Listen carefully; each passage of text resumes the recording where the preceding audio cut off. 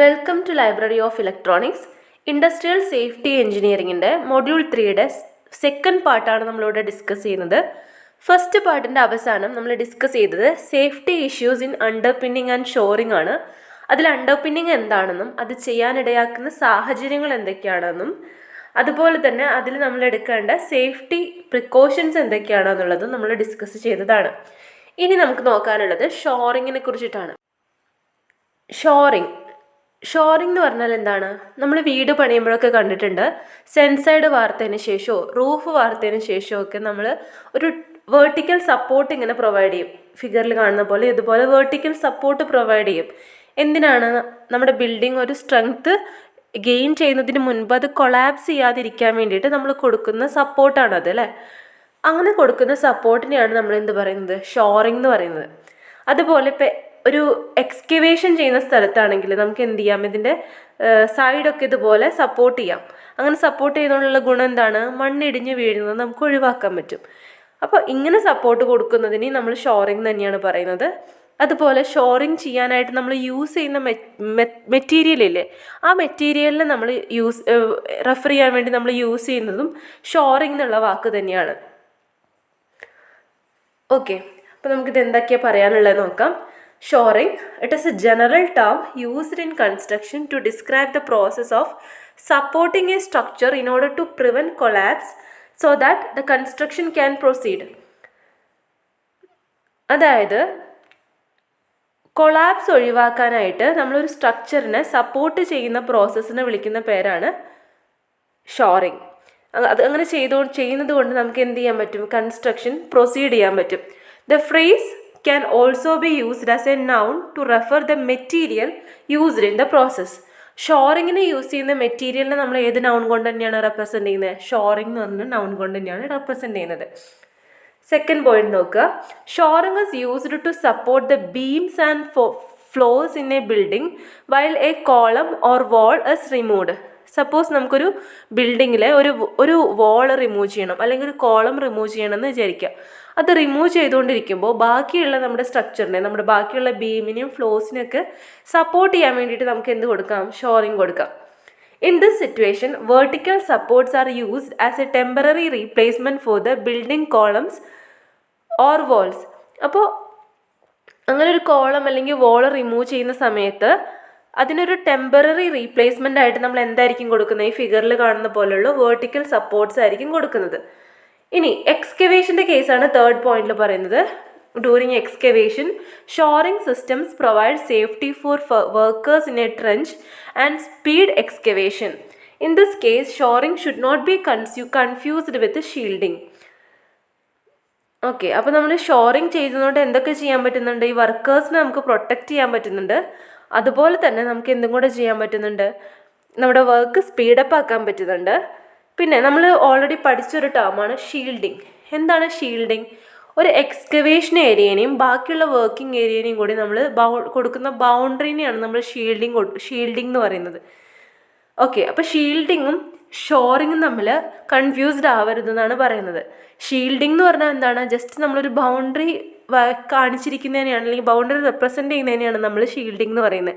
അപ്പോൾ ഷോറിംഗ് എന്ന് പറഞ്ഞാൽ എന്താണ്? നമ്മൾ ആ ബൗണ്ടറിയിൽ ഒരു സപ്പോർട്ട് കൊടുക്കുന്നതിനെയാണ് ഷോറിംഗ് എന്ന് പറയുന്നത്. അപ്പോൾ നെക്സ്റ്റ് പോയിന്റ് നോക്കുക. Shoring is designed to prevent collapse where shielding is only designed to protect the workers when collapse occur. Shielding കൊണ്ട് ഒന്ന് മാത്രമേ ഉദ്ദേശിക്കുന്നുള്ളൂ, ഇൻ കേസ് കൊളാപ്സ് ഉണ്ടാവുകയാണെങ്കിൽ വർക്കേഴ്സിനെ പ്രൊട്ടക്റ്റ് ചെയ്യുക എന്നുള്ളത് മാത്രം. പക്ഷേ ഷോറിങ്ങിൽ എന്താണ്? കൊളാപ്സിനെ കംപ്ലീറ്റ് ആയിട്ട് ഒഴിവാക്കിയിരിക്കുകയാണ് ചെയ്തിട്ടുള്ളത്. Concrete structure shoring in this case also referred as false work provides temporary support until the concrete becomes hard and achieves the desired strength to support loads. ഇപ്പോൾ കോൺക്രീറ്റ് സ്ട്രക്ചേഴ്സൊക്കെ ഉണ്ടാക്കുന്ന കാര്യം കൺസിഡർ ചെയ്യുകയാണെങ്കിൽ കോൺക്രീറ്റ് ഹാർഡ് ആവുന്നത് വരെ, അത് അതിൻ്റെ desired strength achieve ചെയ്യുന്നത് വരെ ലോഡിനെയൊക്കെ സപ്പോർട്ട് ചെയ്യാനായിട്ട് നമ്മൾ എന്ത് ചെയ്യാറുണ്ട്? ഷോറിംഗ് പ്രൊവൈഡ് ചെയ്യാറുണ്ട്. അപ്പോൾ അതൊക്കെയാണ് ഇതിൽ ഇമ്പോർട്ടൻ്റ് ആയിട്ടുള്ള പോയിൻറ്റ്സ്. അടുത്തത് സേഫ്റ്റി പ്രിക്കോഷൻസ് ഫോർ ഷോറിംഗ് ആണ്. ഷോറിംഗ് എന്താണെന്ന് പറഞ്ഞു? ഒരു ബിൽഡിങ്ങിൽ എവിടെയെങ്കിലും ഒരു കൊളാപ്സ് ഒഴിവാക്കാനായിട്ട് നമ്മൾ കൊടുക്കുന്ന സപ്പോർട്ടിനെ വിളിക്കുന്ന പേരാണ് ഷോറിങ്. അപ്പോൾ ഒരു സ്ഥലത്തൊരു കൊളാപ്സ് ഉണ്ടാവാൻ ചാൻസ് ഉണ്ടെന്ന് തോന്നി, നമ്മളവിടെ സപ്പോർട്ട് കൊടുക്കുകയാണെങ്കിൽ കൊടുക്കുന്നതിന് മുൻപ് നമ്മൾ എന്ത് നോക്കണം, അങ്ങനെ ഒരു സപ്പോർട്ടീവ് സിസ്റ്റം അല്ലെങ്കിൽ ഷോറിങ് അവിടെ പ്രൊവൈഡ് ചെയ്യുന്നത് കൊണ്ട് എന്തെങ്കിലും ഇഷ്യൂസ് ഉണ്ടാവാൻ ചാൻസ് ഉണ്ടോ, എന്തെങ്കിലും ഹസാർഡ്സ് അവിടെ അൺകവേർഡ് ആണോ, ആണെങ്കിൽ അതിനെ കറക്റ്റ് ചെയ്തതിന് ശേഷം മാത്രം വേണം നമ്മൾ എന്ത് ചെയ്യാനായിട്ട്, പ്രൊസീഡ് ചെയ്യാനായിട്ട്. അതിനൊരു ക്വാളിഫൈഡ് പേഴ്സൺ ആ ഒരു ജോബ് സൈറ്റ് പ്രോപ്പർലി സർവേ ചെയ്യണം. ഓക്കെ, ഇനി നമ്മളവിടെ സർവേ ചെയ്തു, അവിടെ ഇഷ്യൂസ് ഒന്നും ഇല്ല എന്ന് ഉറപ്പാക്കി നമ്മൾ പ്രൊസീഡ് ചെയ്യാൻ തീരുമാനിച്ചിട്ടുണ്ടെങ്കിൽ നമ്മൾ ആദ്യം തന്നെ എന്ത് ചെയ്യണം, ഷോറിങ് എങ്ങനെ ഇൻസ്റ്റാൾ ചെയ്യണം എന്നുള്ളത് കറക്റ്റായിട്ട് പ്ലാൻ ചെയ്യണം. ഏത് എക്യുപ്മെൻ്റ് വേണം നമ്മൾ യൂസ് ചെയ്യാനായിട്ട്, റൈറ്റ് ആയിട്ടുള്ള എക്യുപ്മെൻ്റ് അവൈലബിൾ ആണോ എന്നുള്ളതൊക്കെ ഉറപ്പാക്കിയിട്ട് വേണം നമ്മൾ എന്ത് ചെയ്യാനായിട്ട്, അതിനെ ഇൻസ്റ്റാൾ ചെയ്യാനായിട്ട്, സ്റ്റാർട്ട് ചെയ്യാനായിട്ട്. അപ്പോൾ നമ്മൾ പ്രോപ്പർലി പ്ലാൻ ചെയ്തു, ഇന്ന എക്യുപ്മെൻറ്റ് യൂസ് ചെയ്യണം എന്നുള്ളതൊക്കെ പ്ലാൻ ചെയ്തു. പിന്നെ എന്ത് ചെയ്യണം, എക്യുപ്മെൻറ്റ് കിട്ടിക്കഴിയുമ്പോൾ അതിനെ പ്രോപ്പർലി ഇൻസ്പെക്ട് ചെയ്യണം, അത് ഗുഡ് വർക്കിംഗ് കണ്ടീഷനിലാണെന്നുള്ളത് ഉറപ്പ് വരുത്തണം.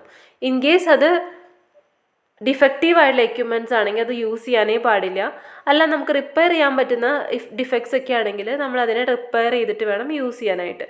അപ്പോൾ നമ്മൾ എന്ത് ചെയ്തു, പ്ലാൻ ചെയ്തു, ഏത് എക്യുപ്മെൻറ്റ് വേണമെന്ന് തീരുമാനിച്ചു, കൊണ്ടുവന്ന എക്യുപ്മെൻറ്റിനെ ഇൻസ്പെക്ട് ചെയ്തു. ഇനി ഈ എക്യുപ്മെൻറ്റ് യൂസ് ചെയ്ത് നമുക്ക് ഷോറിങ് ഉണ്ടാക്കണം അല്ലേ. ഈ ഷോറിങ് ഉണ്ടാക്കുന്നത് എന്തിനെ ബേസ് ചെയ്തിട്ടായിരിക്കണം, ഒരു ക്വാളിഫൈഡ് പ്രൊഫഷണലിൻ്റെ ഡ്രോയിങ്ങിനെ ബേസ് ചെയ്തിട്ടായിരിക്കണം. ഈ ഡ്രോയിങ് നമ്മൾ ഓൺ സൈറ്റ് എപ്പോഴും അവൈലബിൾ ആയിരിക്കണം, അതിനെ ബേസ് ചെയ്തിട്ട് വേണം നമ്മൾ ഷോറിങ് ബിൽഡ് ചെയ്യാനായിട്ട്. അതാണ് നെക്സ്റ്റ് പോയിന്റ്. ഇനി shoring equipments should be handled with care. നമ്മൾ ഈ ഷോറിങ് എക്യുപ്മെൻറ്റ്സിനെ ഒരു പ്രാവശ്യം ബിൽഡ് ചെയ്ത് കഴിഞ്ഞിട്ടുണ്ടെങ്കിൽ ഒരു ക്വാളിഫൈഡ് സൂപ്പർവൈസറിൻ്റെ അപ്രൂവൽ ഇല്ലാതെ അതിനെ ഇറക്റ്റ് ചെയ്യാനോ ഡിസ്മാൻഡിൽ ചെയ്യാനോ ഓൾട്ടർ ചെയ്യാനോ ഒന്നും പാടില്ല. നമ്മൾ ഒരു പ്രാവശ്യം പണിത് കഴിഞ്ഞിട്ടുണ്ടെങ്കിൽ പിന്നെ അതിനെ ഡിസ്മാൻഡിൽ ചെയ്യണമെങ്കിലോ ഓൾട്ടർ ചെയ്യണമെങ്കിലോ ഇറക്റ്റ് ചെയ്യണമെങ്കിലോ ഒക്കെ ഒരു ക്വാളിഫൈഡ് സൂപ്പർവൈസറിൻ്റെ അപ്രൂവൽ ഉണ്ടാവണം. ഓക്കെ, ഇനി നമ്മൾ എന്ത് ചെയ്യണം, അങ്ങനെ ബിൽഡ് ചെയ്ത് വെച്ച് കഴിഞ്ഞിട്ടുണ്ടെങ്കിൽ നമ്മുടെ പ്രൊജക്റ്റിൻ്റെ ഡ്യൂറേഷൻ എത്രയുണ്ടോ അത്രയും സമയത്തിന് പ്രോപ്പർലി ഇൻസ്പെക്ട് ചെയ്തുകൊണ്ടിരിക്കണം. അതിൻ്റെ സേഫ്റ്റിയായിട്ട് ബന്ധപ്പെട്ട് എന്തെങ്കിലും ഡൗട്ട് ഉണ്ടാവുകയാണെങ്കിൽ അതിൻ്റെ യൂസ് നമ്മൾ ഇമ്മീഡിയറ്റ്ലി സ്റ്റോപ്പ് ചെയ്യണം, സൂപ്പർവൈസറിനെ കോൺടാക്റ്റ് ചെയ്യണം. ഇനി ഫോൾ പ്രൊട്ടക്ഷന് വേണ്ടിയിട്ട് നമ്മൾ ഒരിക്കലും ഷോറിങ് സിസ്റ്റം യൂസ് ചെയ്യാൻ പാടില്ല. ഇനി വർക്കേഴ്സിന് ഒരു ഡിസ്നസ് ഫീലോ അല്ലെങ്കിൽ ലൈറ്റ് ഹെഡഡ് ആയിട്ടുള്ള ഫീലിംഗോ ഒക്കെ ഉള്ള സമയത്ത് എന്ത് യൂസ് ചെയ്യാൻ പാടില്ല, ഈ ഷോറിങ് സിസ്റ്റംസ് യൂസ് ചെയ്യാൻ പാടില്ല. ഇനി നമ്മൾ നേരത്തെ കണ്ട ഫിഗറിൽ ഇതുപോലെ വെർട്ടിക്കൽ സ്ട്രക്ചേഴ്സിൽ ഇതുപോലെ ക്രോസ് ബ്രേസസ് ഉണ്ടായിരുന്നു. ഈ ക്രോസ് ബ്രേസസിൽ നമ്മൾ എന്ത് ചെയ്യാൻ പാടില്ല, ക്ലൈംബ് ചെയ്യാനായിട്ട് പാടില്ല. അതാണ് നെക്സ്റ്റ് പോയിന്റ്. ഇനി എന്തെങ്കിലും അൺഈവൻ കണ്ടീഷൻസോ അല്ലെങ്കിൽ ഗ്രേഡ്സോ ഒക്കെ കാണുകയാണെങ്കിൽ നമ്മൾ എന്ത് ചെയ്യണം, പ്രോപ്പർലി പ്ലംബിങ്ങും ലെവലിംഗ് ഒക്കെ ചെയ്ത് ഇതിനെ കറക്റ്റ് ആക്കിക്കൊണ്ട് നിർത്തണം. ഇനി ഈ ഷോറിങ് അല്ലെങ്കിൽ സപ്പോർട്ടീവ് സിസ്റ്റത്തിനെ ഡിസ്മാൻഡിൽ ചെയ്യുന്ന സമയത്ത് നമ്മൾ പ്രോപ്പർ സേഫ്റ്റി പ്രാക്ടീസസ് ഫോളോ ചെയ്തിട്ടുണ്ടാവണം. നമ്മൾ റിമൂവ് ചെയ്യേണ്ടത് എപ്പോഴായിരിക്കണം, ഒരു ക്വാളിഫൈഡ് പ്രൊഫഷണൽ അത് റിമൂവ് ചെയ്യാനുള്ള അപ്രൂവൽ തന്നതിന് ശേഷം മാത്രമായിരിക്കണം. ഓക്കെ, ഇനി അടുത്തത് safety issues while using ladders in construction ആണ്. ഇപ്പം ഡിഫറെൻറ്റ് ടൈപ്സ് ഓഫ് ലാഡേഴ്സിൻ്റെ ഫിഗറാണ് ഇവിടെ തന്നിട്ടുള്ളത്. നമ്മൾ സാധാരണ യൂസ് ചെയ്യുന്ന ലാഡറാണിത്. അതിനെ സ്ട്രെയിറ്റ് ലാഡർ എന്നാണ് സാധാരണ പറയുക. ഇനി നമുക്കിതിൻ്റെ നീളം കൂട്ടാൻ പറ്റുന്ന രീതിയിലുള്ളൊരു അറേഞ്ച്മെൻ്റ് ഉള്ള ലാഡറാണ് ഇത്. അതിനെ നമുക്ക് എക്സ്റ്റൻഷൻ ലാഡർ എന്നാണ് പറയുന്നത്. ഇനി ഇത് സ്റ്റെപ്പായിട്ട് കയറാൻ പറ്റുന്ന ലാഡറാണ് സ്റ്റെപ്പ് ലാഡർ. ഇത് ഒരു നിൽക്കാനായിട്ടൊരു പ്ലാറ്റ്ഫോം ഉള്ള ലാഡറാണ് പ്ലാറ്റ്ഫോം ലാഡർ. ഇതെന്താണ്, ട്രസിൽ ലാഡറാണ്. ഓക്കെ, ലാഡേഴ്സ് കൺസ്ട്രക്ഷൻ സൈറ്റിൽ നമ്മൾ കോമൺ ആയിട്ട് യൂസ് ചെയ്യുന്ന ഒരു പീസ് ഓഫ് എക്യുപ്മെൻ്റ് ആണ്. ലാഡേഴ്സ് എന്നുള്ള ഫോള് കാരണം നമുക്ക് എന്തൊക്കെ ഉണ്ടാവുന്നുണ്ട്, പെർമനൻറ്റ് ഡിസബിലിറ്റീസും അതുപോലെ ഇഞ്ചുറീസും ഒക്കെ ഉണ്ടാവുന്നുണ്ട്. ഈവൻ ഡെത്തിലേക്ക് വരെ അത് എന്ത് ചെയ്യുന്നുണ്ട്, ലീഡ് ചെയ്യുന്നുണ്ട്.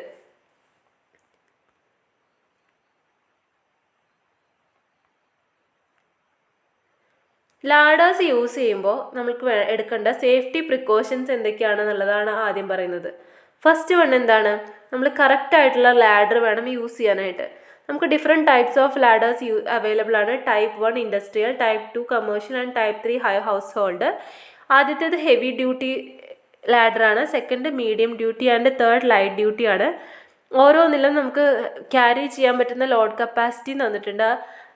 ടൈപ്പ് 1 250 LBS വരെയും ടൈപ്പ് 2 225 LBS വരെയും ടൈപ്പ് 3 200 LBS വരെയും നമുക്ക് എന്ത് ചെയ്യാൻ പറ്റും, ക്യാരി ചെയ്യാനായിട്ട് പറ്റും. ഇനി നമ്മൾ കറക്റ്റായിട്ടുള്ള ലാഡർ സെലക്ട് ചെയ്ത് കഴിഞ്ഞാൽ പിന്നെ എന്ത് ചെയ്യണം, അതിനെ കറക്റ്റ്ലി യൂസ് ചെയ്യണം.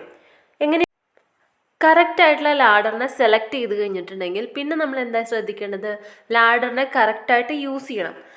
കറക്റ്റായിട്ട് ലാഡറിനെ യൂസ് ചെയ്യാനായിട്ട് ശ്രദ്ധിക്കേണ്ട കാര്യങ്ങൾ എന്തൊക്കെയാണെന്ന് നോക്കാം. First one is secure the ladder. Ladder നമ്മൾ സെക്യൂർ ചെയ്തിട്ടുണ്ടാവണം. ടോപ്പിലും മിഡിലും ബോട്ടത്തിലും അതിനെ ടൈപ്പ് ചെയ്തിട്ടുണ്ടാവണം. അതാണ് ഫസ്റ്റ് പോയിന്റ്. എന്തിനാണ് നമ്മൾ അങ്ങനെ ടൈപ്പ് ചെയ്യുന്നത്, ലാഡർ മൂവ് ചെയ്യുന്നതും സ്ലിപ്പ് ചെയ്യുന്നതൊക്കെ പ്രിവെൻറ്റ് ചെയ്യാനായിട്ടാണ്. Second point is the structure that we tie the ladder to must be capable of supporting the ladder. നമ്മൾ ഏതൊരു സ്ട്രക്ചറിലേക്കാണോ നമ്മുടെ ലാഡറിനെ ടൈപ്പ് ചെയ്യുന്നത് ആ സ്ട്രക്ചർ കേപ്പബിൾ ആയിരിക്കണം, ലാഡറിനെ സപ്പോർട്ട് ചെയ്യാനായിട്ട് കേപ്പബിൾ ആയിരിക്കണം. ഇനി എപ്പോഴും ഒരാൾ ലാഡറിൽ കയറുമ്പോൾ ഒരു സെക്കൻഡ് പേഴ്സൺ ഒരു സ്പോട്ടറായിട്ട് ആക്ട് ചെയ്യും, ലാഡറിനെ ബോട്ടത്തിൽ നിന്ന് ഹോൾഡ് ചെയ്യുകയും ചെയ്യണം. ഓക്കെ, അതാണ് തേർഡ് പോയിന്റ്. ഇനി ഒരു റൂഫിൻ്റെ ലൈനിൽ നമ്മൾ ഒരു ലാഡർ വെക്കുകയാണെങ്കിൽ ആ റൂഫ് ലൈനിൽ നിന്ന് മിനിമം 3 feet എങ്കിലും മുകളിലായിട്ട് ലാഡർ നിൽക്കണം. ഓക്കെ, അതാണ് പോയിന്റ് ഇ. ഇനി നമ്മളൊരു ലാഡർ വെച്ചു, ലാഡറിലേക്ക് കയറുമ്പോഴും ഇറങ്ങുമ്പോഴും നമ്മൾ എങ്ങോട്ടായിരിക്കണം ഫേസ് ചെയ്യേണ്ടത്, ലാഡറിനെ ഫേസ് ചെയ്തിട്ട് വേണം കയറാനും ഇറങ്ങാനും. ഇനി ലാഡർമ കയറുമ്പോൾ നമ്മുടെ കയ്യിലൊന്നും ഉണ്ടാവാൻ പാടില്ല. Hand should be free of material. ഇനി നമുക്ക് എന്തൊക്കെ യൂസ് ചെയ്യാം, ഒരു മെറ്റീരിയൽസിനെ പൊക്കാനോ ഇപ്പോൾ ലാഡറിൽ നിന്നിട്ട് പൊക്കോ ഇറക്കോ ചെയ്യണമെങ്കിൽ ഹാൻഡ് ലൈൻസ് അല്ലെങ്കിൽ ടൂൾ പൗച്ചസ് യൂസ് ചെയ്യാം.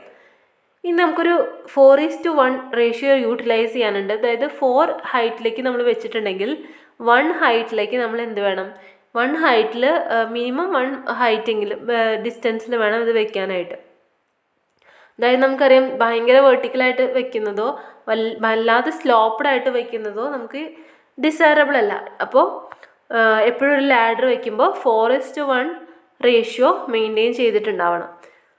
അതായത് ഫ്ലോറിൽ നിന്നുള്ള ഡിസ്റ്റൻസ് 1ഉം ടോപ്പിലേക്കുള്ള ഡിസ്റ്റൻസ് 4ഉം എന്നുള്ള രീതിയിൽ മെയിൻറ്റെയിൻ ചെയ്യാനാണ് ഡിസൈറബിൾ ആയിട്ടുള്ളത്. ലാസ്റ്റ് സേഫ്റ്റി പ്രിക്കോഷൻ എന്താണെന്ന് വെച്ചാൽ we should properly maintain the ladder. ലാഡറിൽ പ്രോപ്പർലി മെയിൻ്റനൻസ് കൊടുക്കണം.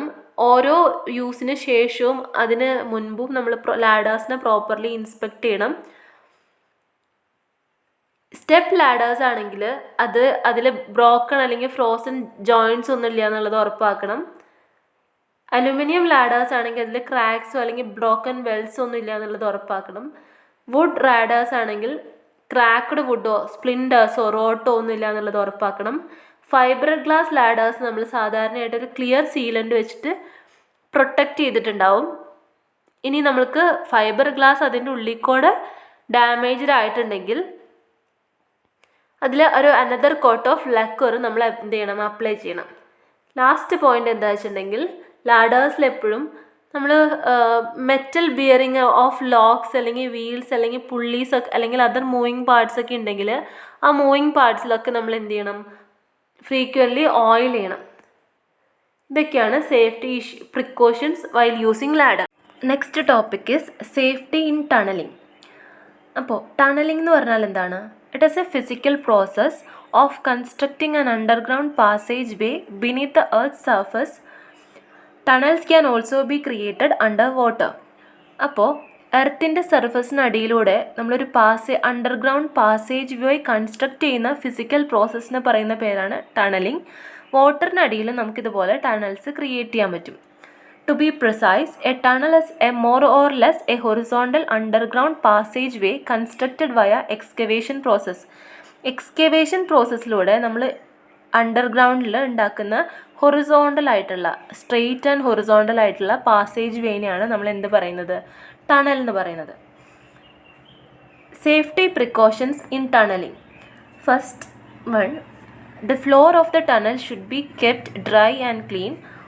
Open flames, electric short circuiting should be avoided by providing proper covering over the power line and light.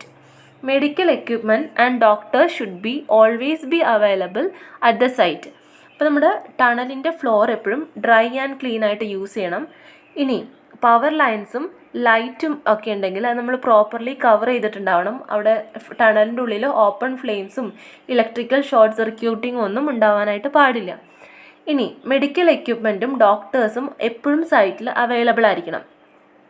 4. The firefighting equipment with an excellent operator and sufficient water supply should be available at the site at all times. 5. Light and electric lines need to be entirely secured and insulated. 6. Unnecessary machines, tools and construction materials should be avoided to store in the tunnel. 4th point എന്താണ് പറയുന്നത്? Fire fighting equipment, അതിൻ്റെ ഒപ്പം തന്നെ അത് operate ചെയ്യാനുള്ള excellent ആയിട്ടുള്ളൊരു operator, ഇനി fire ഫൈറ്റിങ്ങിന് ആവശ്യമായിട്ടുള്ള സഫീഷ്യൻറ്റ് വാട്ടർ സപ്ലൈ, ഇതൊക്കെ സൈറ്റിൽ അവൈലബിൾ ആയിരിക്കണം എല്ലാ സമയത്തും. അതുപോലെ light and electric lines properly insulate ചെയ്തിട്ടുണ്ടാവണം. നമ്മൾ കൺസ്ട്രക്ഷൻ സൈറ്റിൽ അൺനെസസറി ആയിട്ടുള്ള മെഷീൻസോ ടൂൾസോ കൺസ്ട്രക്ഷൻ മെറ്റീരിയൽസോ ഒന്നും നമ്മൾ ടണലിൻ്റെ ഉള്ളിൽ സ്റ്റോർ ചെയ്യേണ്ടതായിട്ടില്ല. ഇതാണ് 6th പോയിന്റ് പറയുന്നത്. 7 നോക്കാം. All the machines and tools should be maintained in usable condition. Working platform should be checked periodically. അപ്പോൾ എന്തൊക്കെയാണ് നമ്മൾ അൺനെസസറി ആയിട്ടുള്ള മെഷീൻസും ടൂൾസും ഒക്കെ റിമൂവ് ചെയ്തു. ബാക്കി നമ്മൾ യൂസ് ചെയ്യുന്ന മെഷീൻസും ടൂൾസും ഒക്കെ യൂസബിൾ കണ്ടീഷനിലാണ് മെയിൻറ്റെയിൻ ചെയ്യുന്നുള്ളത് നമ്മൾ എപ്പോഴും ഇൻസ്പെക്ട് ചെയ്തുകൊണ്ടിരിക്കണം. അതുപോലെ വർക്കിംഗ് പ്ലാറ്റ്ഫോംസ് എല്ലാം തന്നെ നമ്മൾ പീരിയോഡിക്കലി ചെക്ക് ചെയ്തുകൊണ്ടിരിക്കണം. 9 എന്താണ്? The communication system like a telephone should be installed inside the tunnel for receiving and sending the important information about the tunnel conditions. Telephone പോലെയുള്ള കമ്മ്യൂണിക്കേഷൻ സിസ്റ്റംസ് നമ്മൾ ടണലിൻ്റെ ഉള്ളിൽ ഇൻസ്റ്റാൾ ചെയ്തിട്ടുണ്ടായിരിക്കണം. എന്തിനു വേണ്ടിയിട്ടാണ്? എന്തെങ്കിലും ഇൻഫോർമേഷൻസ് സെൻഡ് ചെയ്യാനും receive ചെയ്യാനൊക്കെ വേണ്ടിയിട്ട്. 10. All the internal systems like communication system, power systems, safety devices and lighting should be checked periodically. Communication സിസ്റ്റംസും പവർ സിസ്റ്റംസും സേഫ്റ്റി ഡിവൈസസും ലൈറ്റിങ്ങും ഒക്കെ നമ്മൾ പ്രോപ്പർലി ചെക്ക് ചെയ്തിട്ടുണ്ടാവണം. 11. The double power supply should be provided so that the power from the standby unit can be restored during the power failure of one power supply. 12. The removal of rock protrusions by immediate hammering in the wake of blasting is known as scaling. The hammer stroke sound must be hard, not hollow. The hollow sound means loose rock. അപ്പോൾ ആദ്യത്തെ നമുക്ക് point നോക്കാം. Double power supply എന്താവണം? എന്തിനു വേണ്ടിയിട്ടാണ്? നമുക്ക് ഒരു power supply failure ആയാലും ഒരു സ്റ്റാൻഡ് ബൈ യൂണിറ്റ് വർക്ക് ചെയ്യാൻ വേണ്ടിയിട്ടാണ്. 12th പോയിന്റ് എന്താണ്? നമ്മൾ ഒരു ബ്ലാസ്റ്റിംഗ് ഓപ്പറേഷനൊക്കെ ചിലപ്പോൾ ചെയ്യേണ്ടി വരും അല്ലേ. എക്സ്കവേഷൻ മാത്രം കൊണ്ട് നമുക്കൊരു ടണൽ ഉണ്ടാക്കാൻ പറ്റില്ല. വലിയ പാറയൊക്കെ ആണെങ്കിൽ അവിടെ നമ്മൾ ബ്ലാസ്റ്റിംഗ് ചെയ്യേണ്ടി വരും. അങ്ങനെ ബ്ലാസ്റ്റിങ്ങിന് ശേഷം നമ്മൾ റോക്ക് ഇങ്ങനെ ഹാമർ കൊണ്ട് പൊട്ടിച്ചെടുക്കുന്ന പ്രോസസ്സിനെ പറയുന്ന പേരാണ് സ്കെയിലിംഗ്. ഇനി അങ്ങനെ ചെയ്യുമ്പോൾ നമ്മളൊരു കാര്യം ശ്രദ്ധിക്കേണ്ടതുണ്ട്. എന്താണ്? അങ്ങനെ ഹാമർ ചെയ്യുമ്പോൾ കേൾക്കുന്ന സൗണ്ട് ഹാർഡ് സൗണ്ട് ആയിരിക്കണം, ഹോളോ സൗണ്ട് ആയിരിക്കരുത്. ഹോളോ സൗണ്ട് ആണെങ്കിൽ അതിൻ്റെ അർത്ഥം ആ പോർഷനിൽ റോക്ക് ലൂസായിട്ടാണ് ഇരിക്കുന്നത്. അപ്പോൾ ആ റോക്ക് താഴത്തേക്ക് വീണിട്ട് ഹസാർഡ്സ് ഉണ്ടാവാനുള്ള ചാൻസസ് ഉണ്ട്. അപ്പോൾ ഒരു ഹാർഡ് സൗണ്ട് ആണ് കേൾക്കുന്നത് എന്ന് ഉറപ്പാക്കിയിട്ട് വേണം നമ്മൾ ഹാമർ ചെയ്ത് പോകാനായിട്ട്. 13. Every worker must be aware of their safety. Protective clothing, steel helmet, rubber gloves, goggles, etc. should be put on by every worker during their work. അപ്പോൾ എന്താണ്? ഓരോ വർക്കറും അവരുടെ സേഫ്റ്റിനെ കുറിച്ച് അവെയർ ആയിരിക്കണം.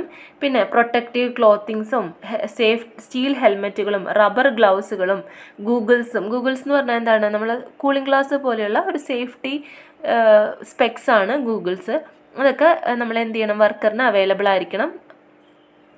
15. The proper ventilation system should be provided in the tunnel as required. 16. Proper drainage must be provided. 17. Safety signboard should be provided at various places along the tunnel. Without permission, no unauthorized person should be permitted to enter the tunnel. അപ്പോൾ എന്തൊക്കെയാണ്? നമ്മൾ proper ventilation ചെയ്തിട്ടുണ്ടാവണം. Excavate ചെയ്ത് ഉള്ളിലേക്കൊക്കെ പോകുമ്പോൾ അവിടെ air supply ഉണ്ടാവണം, proper ventilation ചെയ്തിട്ടുണ്ടാവണം, proper drainage ചെയ്തിട്ടുണ്ടാവണം, സേഫ്റ്റി സൈൻ ബോർഡുകൾ പ്ലേസ് ചെയ്തിട്ടുണ്ടാവണം. ഒരു പെർമിഷൻ ഇല്ലാതെ അൺഓതറൈസ്ഡ് പേഴ്സൺ അവിടെ എൻ്റർ ചെയ്യാനായിട്ട് പാടില്ല. Next is safety in blasting operation. നമ്മൾ കൺസ്ട്രക്ഷൻ്റെ ഭാഗമായിട്ട് പലപ്പോഴും ബ്ലാസ്റ്റിംഗ് ഓപ്പറേഷൻ ചെയ്യേണ്ട വരാറുണ്ട്. ഉദാഹരണത്തിന് വലിയ റോക്കുകളോ അല്ലെങ്കിൽ കട്ടിയുള്ള സോയിൽ പാർട്ടൊക്കെ പൊട്ടിക്കാൻ വേണ്ടിയിട്ട് നമ്മൾ എന്ത് ചെയ്യും, ബ്ലാസ്റ്റിംഗ് ചെയ്യും.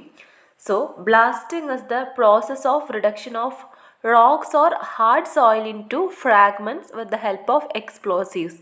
എക്സ്പ്ലോസീവ്സിൻ്റെ സഹായത്തോടെ റോക്കിനെയോ അല്ലെങ്കിൽ ഹാർഡ് സോയിലിനെയോ ഫ്രാഗ്മെൻറ്റ്സ് ആയിട്ട് റെഡ്യൂസ് ചെയ്യുന്നതിനെയാണ് നമ്മൾ എന്ത് പറയുന്നത്, ബ്ലാസ്റ്റിംഗ് എന്ന് പറയുന്നത്. The blasting operation involves drilling of holes, installation of a detonator and charge, detonating the charge and removal of debris. നമ്മൾ എന്തൊക്കെയാണ് ബ്ലാസ്റ്റിംഗ് ഓപ്പറേഷന് വേണ്ടിയിട്ട് ചെയ്യേണ്ടത്? നമ്മൾ ഏതിപ്പോൾ ഒരു റോക്കാണ് പൊട്ടിക്കേണ്ടതെന്ന് വെച്ചാൽ അവിടെ ഒരു ഹോൾ ഉണ്ടാക്കും, ഹോൾ ഡ്രിൽ ചെയ്യും, അതിലേക്ക് ഒരു ഡീറ്റോണേറ്ററും ചാർജും ഇൻസ്റ്റാൾ ചെയ്യും, എന്നിട്ട് ആ ചാർജിന് ഡീറ്റോണേറ്റ് ചെയ്യും. അപ്പോൾ അത് പൊട്ടിയതിന് ശേഷം ഡെബ്രിസ് ഉണ്ടാകുമ്പോൾ അത് റിമൂവ് ചെയ്യും. ഇത്രയും കാര്യങ്ങളാണ് ബ്ലാസ്റ്റിംഗ് ഓപ്പറേഷനിൽ വരുന്നത്. ബ്ലാസ്റ്റിംഗ് ചെയ്യുന്നതിന് മുൻപും ബ്ലാസ്റ്റിംഗ് ഓപ്പറേഷൻ ചെയ്യുമ്പോഴും നമ്മൾ എടുക്കേണ്ട സേഫ്റ്റി പ്രിക്കോഷൻസ് എന്തൊക്കെയാണെന്ന് നമുക്ക് ഡിസ്കസ് ചെയ്യാനുണ്ട്. ആദ്യം നമുക്ക് ബ്ലാസ്റ്റിംഗ് ചെയ്യുന്നതിന് മുൻപ് എന്തൊക്കെ സേഫ്റ്റി പ്രിക്കോഷൻസ് എടുക്കണം എന്ന് നോക്കാം. The blasting shall be carried out under the supervision of a responsible authorized blasting engineer. ഇപ്പോൾ ഒരു ബ്ലാസ്റ്റിംഗ് എഞ്ചിനീയറുടെ സൂപ്പർവിഷനിലായിരിക്കണം നമ്മൾ ബ്ലാസ്റ്റിംഗ് ഓപ്പറേഷൻ ചെയ്യേണ്ടത്. In case of blasting with dynamite, the position of all the boreholes to be drilled shall be marked in circles with white paint. നമ്മൾ dynamite use ചെയ്തിട്ടാണ് blasting ചെയ്യണതെന്ന് വെച്ചാൽ എവിടെയൊക്കെയാണോ blasting ചെയ്യേണ്ടത് ആ പോയിൻറ്റ്സ് നമ്മൾ mark ചെയ്തിട്ടുണ്ടാവണം. അവിടെ എവിടേക്കാണോ blasting ചെയ്യേണ്ടത് അവിടെയൊക്കെ നമ്മൾ ബോർ ഹോൾസ് ഉണ്ടാക്കണം. ഈ ബോർ ഹോൾസിൻ്റെ പൊസിഷൻ നമ്മൾ റൗണ്ട് ഷേപ്പിൽ വൈറ്റ് പെയിൻറ് വെച്ചിട്ട് mark ചെയ്തിട്ടുണ്ടാവണം. The boreholes shall be of a size that facilitate the easy passage of cartridge. ബോർഹോൾസിൻ്റെ സൈസ് എങ്ങനെയായിരിക്കണം? നമുക്ക് കാട്രിഡ്ജ് ഈസി ആയിട്ട് പാസ് ചെയ്യാൻ പറ്റുന്ന രീതിയിലായിരിക്കണം. കാട്രിഡ്ജ് എന്താണ്? നമ്മൾ ബ്ലാസ്റ്റ് ചെയ്യാനായിട്ട് ബോർഹോൾ ഉണ്ടാക്കും, ബോർഹോളിലേക്ക് ഒരു ചാർജ് വെക്കും. ചാർജ് ബോർഹോളിലേക്ക് വെക്കാൻ ഉപയോഗിക്കുന്ന ഇൻസ്ട്രുമെൻ്റ് ആണ് cartridge.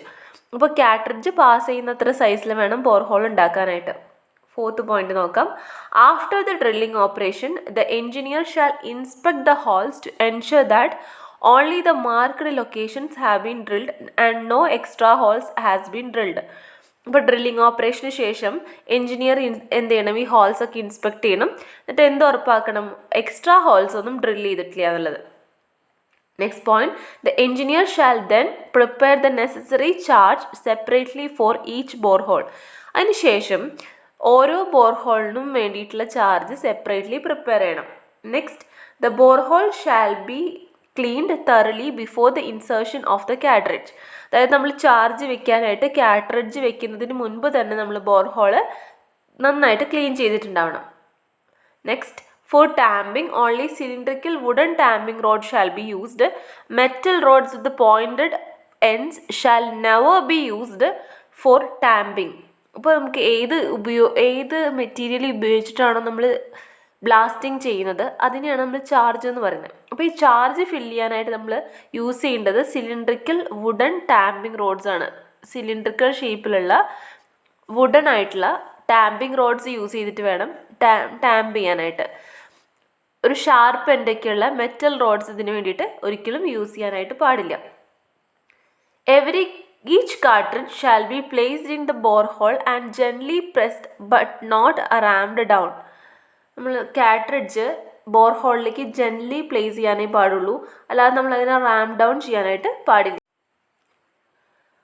Next, cartridge shall be added as required to make up the necessary charge for the borehole. The topmost cartridge shall be connected to the detonator which shall in turn be connected to the safety fuses of required length. നമ്മളൊരു borehole ഉണ്ടാക്കി ബോർഹോളിലേക്ക് ഇങ്ങനെ charge fill ചെയ്ത് കൊണ്ടുവരികയാണ്. Charge വെക്കാനായിട്ട് എന്താണ് use ചെയ്യുന്നത്? Cartridge ആണ് use ചെയ്യുന്നത്. ആ ബോർഹോളിൽ എത്ര നെസസറി ചാർജ് ആണോ വേണ്ടത് അത്രയും ചാർജ് കിട്ടുന്ന രീതിയിൽ നമ്മൾ കാട്രിഡ്ജ് ആഡ് ചെയ്ത് കൊടുക്കണം. ഇതിൽ ടോപ്പ് മോസ്റ്റ് കാട്രിഡ്ജ് നമ്മൾ എന്തിനോട് കണക്ട് ചെയ്തിട്ടുണ്ടായിരിക്കണം? ഒരു ഡിറ്റോണേറ്ററിനോടും സേഫ്റ്റി ഫ്യൂസിനോടും കണക്ട് ചെയ്തിട്ടുണ്ടായിരിക്കണം.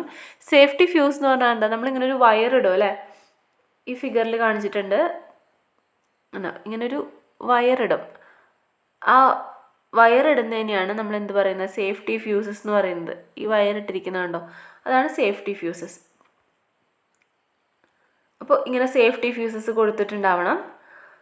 ഈ സേഫ്റ്റി ഫ്യൂസസ് റിക്വേർഡ് ലെങ്ത് ഉണ്ടായിരിക്കണം. അതിൽ നമ്മളിങ്ങനെ കട്ട് ചെയ്ത് ജോയിൻ ചെയ്ത് കണക്ട് ചെയ്യുന്നത് ഒഴിവാക്കണം. അതായത് it should be free of joints. ഇനി അൺഅവോയ്ഡബിൾ ആണെങ്കിൽ നമുക്ക് എന്ത് ചെയ്യാം, 2 എൻഡുകൾ തമ്മിൽ കണക്ട് ചെയ്യാനായിട്ട് ഇതിൽ സെമി സർക്കുലർ ആയിട്ടുള്ള നോച്ച് ഉണ്ടാക്കിയിട്ട് ഇതിനെ നമുക്ക് റാപ്പ് ചെയ്ത് വെക്കാം. ഇങ്ങനെ റാപ്പ് ചെയ്യാനായിട്ട് റബ്ബർ ടേപ്പുകൾ ഉപയോഗിക്കാം. ഓക്കെ, അപ്പോൾ എന്തൊക്കെയാണ് പറഞ്ഞത്, ബോർ ഹോൾ ഉണ്ട്, അതിലേക്ക് ഫില്ല് ചെയ്യാൻ വേണ്ടിയിട്ട് നമുക്ക് എത്ര നെസസറി ചാർജ് ആണോ വേണ്ടത് അതിനനുസരിച്ച് കാട്രിഡ്ജ് ആഡ് ചെയ്യാം. ടോപ്പ് മോസ്റ്റ് കാട്രിഡ്ജിനോട് ഡിറ്റോണേറ്ററും സേഫ്റ്റി ഫ്യൂസസും കണക്ട് ചെയ്യാം. ഈ ഫ്യൂസസ് റിക്വേർഡ് ലെങ്ത് ആയിരിക്കണം, ഫ്രീ ഓഫ് ജോയിൻറ്റ്സ് ആയിരിക്കണം. ഇനി അൺഅവോയ്ഡബിൾ ആണെങ്കിൽ സെമി സർക്കുലർ നോച്ച് ഉണ്ടാക്കിയിട്ട് പരസ്പരം റാപ്പ് ചെയ്ത് വെക്കണം. ഓക്കെ, നെക്സ്റ്റ് പോയിന്റ്സ് നോക്കാം. മാക്സിമം എത്ര ബോർ ഹോൾസ് ആണ് നമ്മൾ ഒരു ടൈമിൽ ഫയർ ചെയ്യുക? 8 ബോർ ഹോൾസ് ആണ്. ഒരുമിച്ച് ലോഡ് ചെയ്യുന്നത് 8 ബോർ ഹോൾസ് ആണ്. ഇതിലെല്ലാം നമ്മൾ സൈമൾട്ടേനിയസ്ലി ഫയർ ചെയ്യണമെന്ന് നിർബന്ധമില്ല, പക്ഷെ സക്സസീവ്ലി ഫയർ ചെയ്തിട്ടുണ്ടായിരിക്കണം. ഓക്കെ, ഇനി ഫയറിങ്ങിന് തൊട്ട് മുൻപ് ഒരു വാർണിംഗ് സിഗ്നൽ കൊടുക്കണം. അതുപോലെ എല്ലാ വർക്കേഴ്സും ആ സൈറ്റിൽ നിന്ന് പോയിട്ടുണ്ട് എന്നുള്ളത് എൻജിനീയർ ഉറപ്പാക്കണം. നെക്സ്റ്റ് പോയിന്റ് എന്താണ്? The safety fuses of the charged hall shall only be ignited in the presence of engineer. എഞ്ചിനീയറുടെ പ്രസൻസിൽ മാത്രമാണ് സേഫ്റ്റി ഫ്യൂസസ് ഇഗ്നൈറ്റ് ചെയ്യാനായിട്ട് പാടുള്ളൂ. The required count before each blast shall be set by the engineer and others. ബ്ലാസ്റ്റിന് തൊട്ട് മുൻപ് നമ്മൾ കൊടുക്കുന്ന count എത്ര വേണമെന്നുള്ളത് set ചെയ്യേണ്ടത് എഞ്ചിനീയേഴ്സും ബാക്കിയുള്ള ടീം മെമ്പേഴ്സും കൂടിയിട്ടാണ്. After all the charged ball holes have exploded, the engineer shall inspect the site for anomalies. അപ്പോൾ explode ചെയ്തതിന് ശേഷം ആ സൈറ്റിൽ വേറെ പ്രശ്നങ്ങളൊന്നും ഇല്ല എന്നുള്ളത് എൻജിനീയർ ഇൻസ്പെക്ട് ചെയ്ത് ഉറപ്പാക്കണം. Next is safety precautions while blasting. For the safety of workers, red flag shall be prominently displayed around the area where blasting operation are to be carried out. മനസ്സിലായല്ലോ, നമ്മൾ എവിടെയാണോ ബ്ലാസ്റ്റിംഗ് ഓപ്പറേഷൻ നടക്കുന്നത് അവിടെ നമ്മൾ red flags പ്രോമിനൻ്റ്ലി കാണുന്ന രീതിയിൽ display ചെയ്തിട്ടുണ്ടായിരിക്കണം. All the workers at the site shall withdraw to a safe distance of at least 200 meters from the blasting site. Blasting ചെയ്യുന്ന സൈറ്റിൽ നിന്ന് മിനിമം 200 മീറ്ററെങ്കിലും അകലെ വേണം വർക്കേഴ്സ് നിൽക്കാനായിട്ട്. An audio warning by blowing whistle shall be given before igniting the fuse. Fuse ignite ചെയ്യുന്നതിന് മുൻപ് ഒരു whistle രീതിയിലുള്ളൊരു വിസിൽ ഉപയോഗിച്ചിട്ടുള്ളൊരു ഓഡിയോ വാർണിംഗ് കൊടുത്തിട്ടുണ്ടാവണം. Next, the blasting operation shall be carried out under the supervision of a trained person. ഒരു trained പേഴ്സണലിൻ്റെ അണ്ടറിലായിരിക്കണം നമ്മൾ ഈ blasting operation ചെയ്യാനായിട്ട്. The blasting shall not be done within 200 meters of an existing structure unless permitted explicitly by the engineer in writing. ഒരു existing സ്ട്രക്ചറിൻ്റെ 200 metre അകലത്തിൽ നമ്മൾ blasting operation സാധാരണ ചെയ്യാൻ പാടില്ല. ഇനി നമുക്കൊരു സ്പെഷ്യൽ പെർമിഷനൊക്കെ കിട്ടിയിട്ടുണ്ടെങ്കിൽ ചില കേസിൽ ചെയ്യാറുണ്ട്. All procedures and safety precautions for use of explosives, drilling and loading of explosives before and after shot firing and disposal of explosives shall be carried out corresponding to the region and country code. ഓരോ കൺട്രിയുടെയും country കോഡിനനുസരിച്ചിട്ടും അവിടുത്തെ region അനുസരിച്ചിട്ടും നമ്മൾ എന്ത് ചെയ്യണം, safety പ്രിക്കോഷൻസും പ്രൊസീജിയേഴ്സും follow ചെയ്തിട്ടുണ്ടാവണം. Okay, ബാക്കി നമുക്ക് next വീഡിയോയിൽ discuss ചെയ്യാം. Thank